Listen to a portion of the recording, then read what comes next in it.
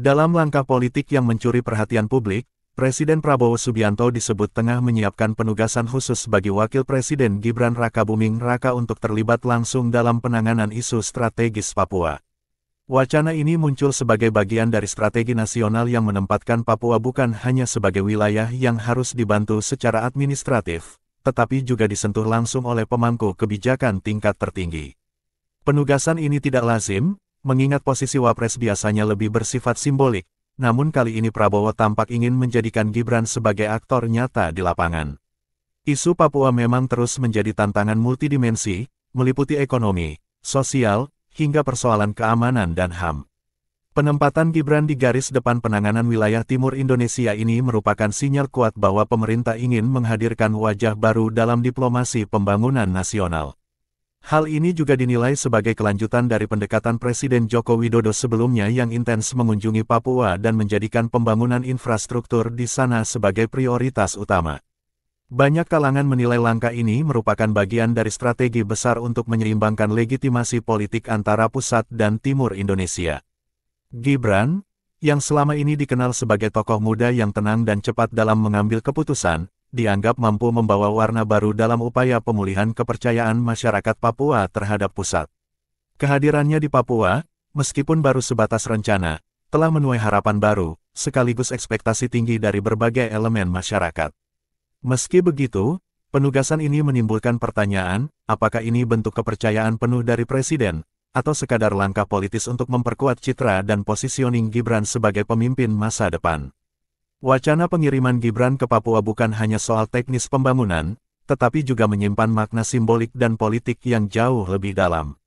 Babak baru hubungan Papua-Jakarta seolah tengah digagas, dan Gibran kini menjadi wajah baru dari pendekatan tersebut. Setelah wacana penugasan Wakil Presiden Gibran Rakabuming Raka ke Papua mencuat, publik mulai menyoroti struktur kelembagaan yang menjadi kendaraan resmi penanganan wilayah tersebut.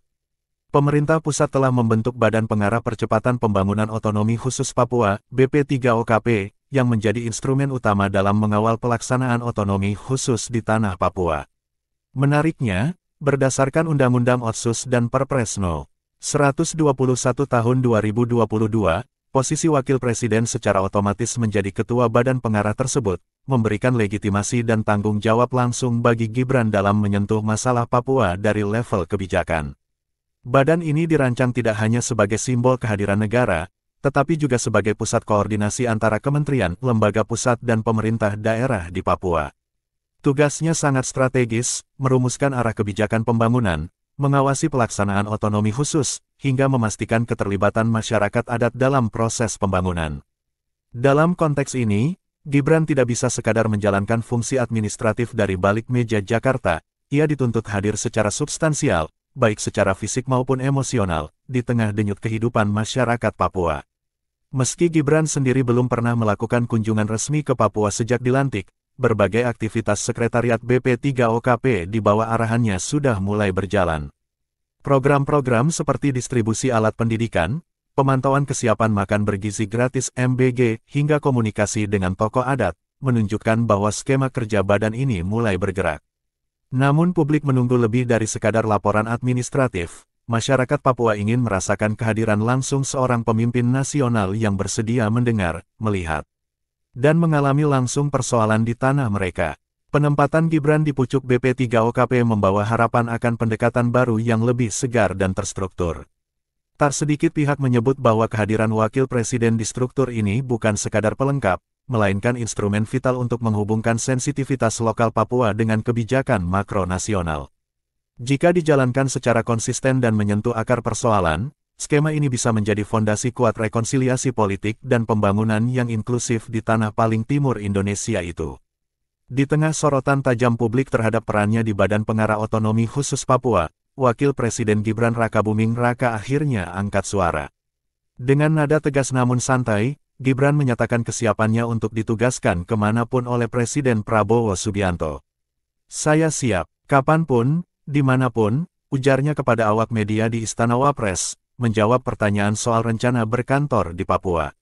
Ungkapan itu menandai dimulainya komitmen pribadi Gibran untuk mengemban tanggung jawab besar dalam proses transformasi Papua. Meski belum secara resmi melakukan kunjungan ke Papua sejak dilantik, aktivitas Gibran sejatinya telah menyentuh isu-isu strategis wilayah tersebut. Sekretariat yang berada di bawah koordinasinya telah menyalurkan bantuan alat pendidikan, mengecek kesiapan program makan bergizi gratis MBG, hingga memantau persebaran sarana prasarana sekolah di Merauke dan Sorong. Gibran menegaskan bahwa kerja nyata tidak selalu harus diawali dengan kunjungan seremonial, tetapi dari strategi konkret yang bisa langsung menyasar kebutuhan masyarakat. Namun, pernyataan kesiapan ini tentu tidak cukup jika tidak disertai tindakan langsung. Banyak tokoh adat Papua menyuarakan harapan agar Gibran benar-benar hadir di lapangan, bukan sekadar sebagai simbol dari pusat. Mereka ingin melihat seorang pemimpin nasional turun menjejak tanah mereka, berdialog langsung dengan masyarakat pedalaman, dan memahami kesenjangan dari jarak dekat. Kehadiran fisik dinilai penting dalam membangun rasa percaya dan kedekatan emosional antara Jakarta dan Papua. Pernyataan Gibran yang fleksibel soal lokasi kerjanya, bisa dari Jakarta, IKN, hingga Klaten, menuai respons beragam. Di satu sisi, menunjukkan mobilitas dan keterbukaan. Di sisi lain, menimbulkan kekhawatiran bahwa Papua bisa kembali menjadi pos sekunder dalam perhatian pusat. Untuk membuktikan komitmennya, publik menanti langkah nyata Gibran, bukan hanya dengan kata-kata, tetapi dengan jejak kaki yang menyentuh tanah Papua dan menyapa warganya secara langsung. Langkah Gibran Rakabuming Raka dalam menjalankan perannya di Papua kini tak bisa dilepaskan dari bayang-bayang pendahulunya, Ma'ruf Amin. Selama menjabat sebagai wakil presiden, Ma'ruf tercatat telah 6 kali berkantor langsung di Papua, menunjukkan pendekatan kepemimpinan yang terjun langsung ke akar persoalan. Ia bertatap muka dengan tokoh adat, pejabat daerah, hingga masyarakat akar rumput. Dari pembangunan infrastruktur hingga pengawasan distribusi dana otsus, Ma'ruf membuktikan bahwa Papua bukan sekadar urusan meja rapat, melainkan ladang kerja nyata. Pencapaian inilah yang kini menjadi tolok ukur publik terhadap kesiapan Gibran. Bandingkan dengan Gibran yang hingga kini belum sekalipun menjejakkan kaki secara resmi ke tanah Papua sejak dilantik sebagai wakil presiden. Padahal, agenda kunjungan ke Merauke sebenarnya sudah dijadwalkan pada Januari tahun 2025 lalu, mencakup kunjungan ke kebun tebu, sekolah, hingga pelaksanaan rapat bersama BP3OKP. Namun kunjungan itu dibatalkan secara mendadak dengan alasan, agenda kenegaraan yang tidak bisa ditinggalkan. Alasan ini menimbulkan kekecewaan, terlebih bagi masyarakat Papua yang berharap kedatangan Gibran bisa menjadi awal baru dari kepedulian pusat. Realitas ini semakin tajam jika melihat ekspektasi tokoh lokal dan masyarakat adat Papua, yang secara terbuka menyampaikan harapan mereka agar Gibran mencontoh gaya kepemimpinan Jokowi dan Ma'ruf, pemimpin yang berani menembus pedalaman dan menunjukkan empati langsung. Ketidakhadiran Gibran hingga pertengahan tahun pertama pemerintahannya menjadi tanda tanya besar, apakah Papua benar-benar menjadi prioritas, atau hanya bagian dari wacana politik semata. Kini, publik menanti aksi pembuktian. Waktu terus berjalan dan masyarakat Papua sudah terlalu sering dijanjikan perhatian, tapi minim kehadiran. Jika Gibran ingin menunjukkan bahwa dirinya lebih dari sekadar simbol kekuasaan muda, maka kehadiran langsung di Papua bukan lagi sebuah pilihan, melainkan keharusan. Jejak Ma'ruf Amin telah menjadi cermin yang jernih, tinggal apakah Gibran bersedia menatapnya dan melangkah melewati bayangan tersebut dengan tindakan konkret. Di balik layar istana, desakan moral dari timur negeri terus bergema. Salah satu suara paling lantang datang dari tokoh adat Papua, Lenis Kogoya, yang secara terbuka mengajak Gibran Rakabuming Raka untuk benar-benar turun ke lapangan dan tidak hanya mengatur Papua dari balik meja di Jakarta. Kalau mau bangun Papua, jangan hanya di pusat. Datang dan lihat langsung, baru tahu rasa rakyat, ujar Lenis dalam sebuah wawancara yang dikutip banyak media.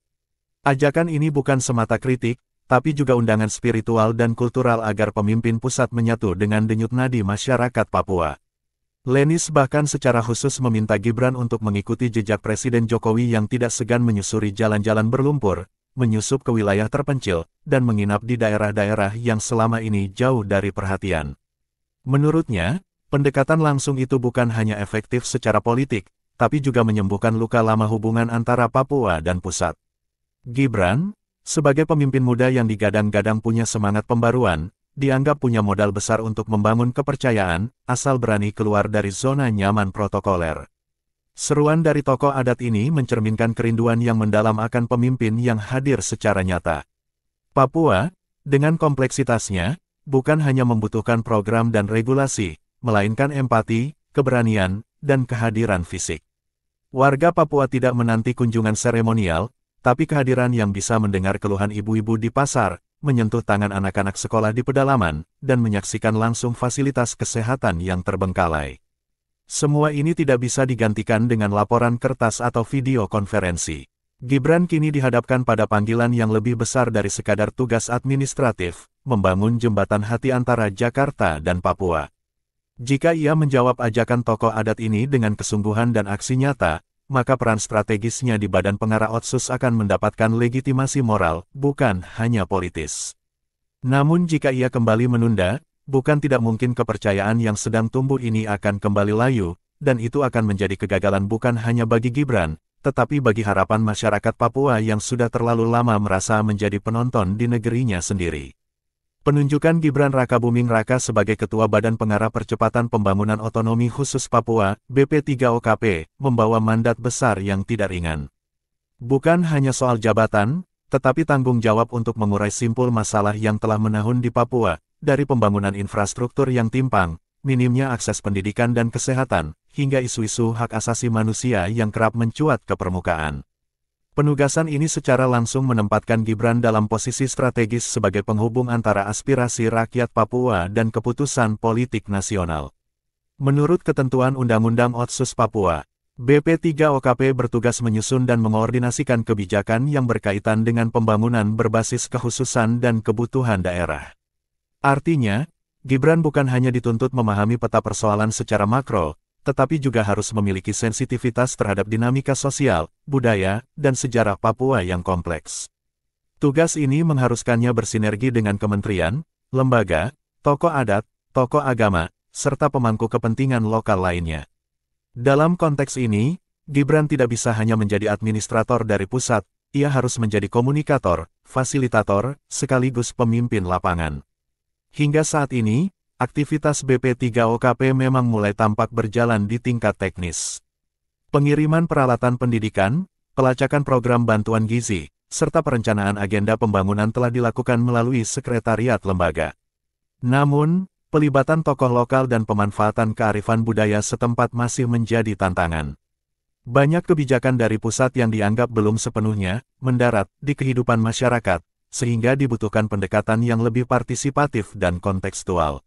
Dengan beban tanggung jawab yang begitu besar, Gibran dihadapkan pada pilihan penting, menjadikan jabatan ini sebagai batu loncatan politis belaka, atau benar-benar menjalankannya sebagai amanah kebangsaan. Jika ia mampu menjawab tantangan ini dengan langkah nyata, turun ke lapangan, berdialog langsung, dan merumuskan kebijakan yang berpihak pada rakyat Papua, maka perannya dalam sejarah otonomi Papua bisa menjadi titik balik. Sebaliknya, jika hanya mengandalkan simbol dan struktur tanpa aksi konkret, penugasan ini akan berakhir sebagai bagian dari politik kosmetik yang gagal menjangkau substansi. Kini, perhatian publik mengarah pada satu titik penentu, kapan Gibran benar-benar akan melangkah ke Papua. Setelah penugasan resmi, pembentukan badan pengarah, dan pernyataan kesiapan, kini semua mata tertuju pada realisasi konkret. Masyarakat, khususnya di tanah Papua, sudah terlalu kenyang dengan janji dan pidato.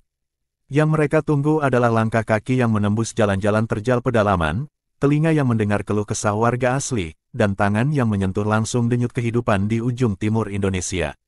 Di balik euforia politik Jakarta, kondisi di Papua masih penuh tantangan.